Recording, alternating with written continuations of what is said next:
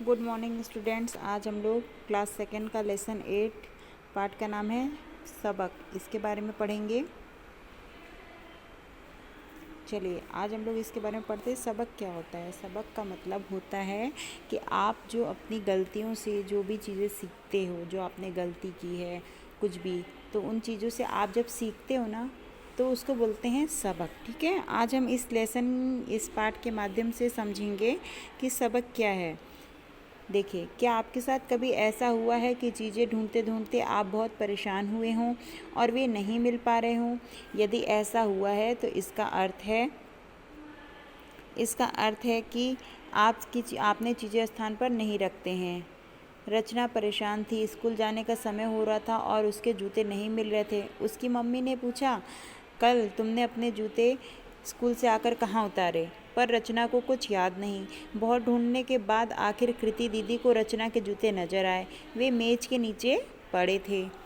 रचना ने जूते देखे तो उछल पड़ी, बोली, हाँ हाँ, कल स्कूल से आकर मैं यहीं बैठकर ड्राइंग का काम कर रही थी। उसी समय जूते उतारे होंगे। मम्मी ने कहा, रचना, अगर तुम्हें यह बात पहले याद आ जाती तो क्यों इतनी परेशान होती? पापा बोले, पर इससे भी बड़ी बात यह है कि स्कूल से आकर जूते रखने की एक जगह बना लो, बस वे फिर हमेशा आसानी से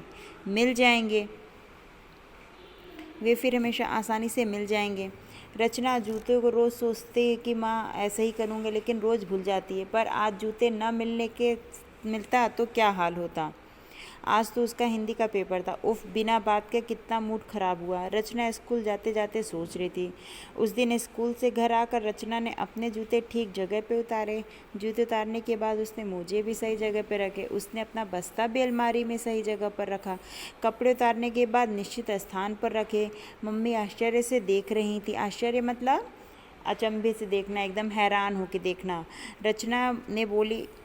रचना ने मम्मी को मुस्कुराते हुए देखा तो बोली, मम्मी, आज से मैं अपनी सारी चीज़ें ठीक जगह पर रखा करूँगी।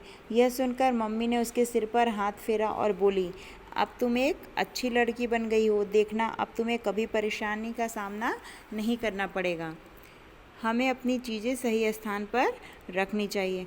बच्चों, इस कहानी में आपने देखा कि इसमें एक बच्ची है जिसका नाम रचना है।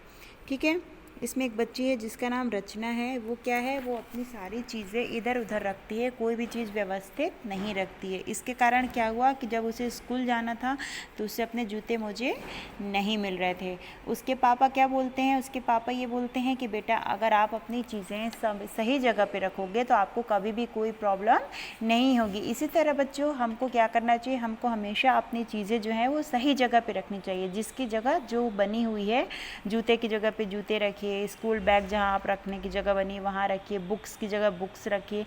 सभी चीज़ें अपने जो भी आप यूज़ कर रहे हो वो सारी चीज़ें अपने एक निश्चित स्थान पे रखना चाहिए। इससे क्या होता है कि आपको जब भी उस चीज़ की ज़रूरत होती है तो आपको परेशान नहीं होना पड़ता। क्यों? क्योंकि आपको पता है कि वो चीज़ वहाँ पर रखी हुई है। आप नहीं भी हो, आपने खाली सामने वाले को बता दिया कि मेरी ये चीज़ इस जगह पे रखी है, तो वो दूसरा इंसान भी क्या है, जाके तुरंत वो सामान ला सकता है, उसको भी खोजना नहीं पड़ेगा। इसलिए हमको इस कहानी से ये शिक्षा मिलती है कि हमको सदैव अपनी चीज़ों का ध्यान रखना चाहिए, उसको एक निश्चित स्थान पे रखना चाहिए।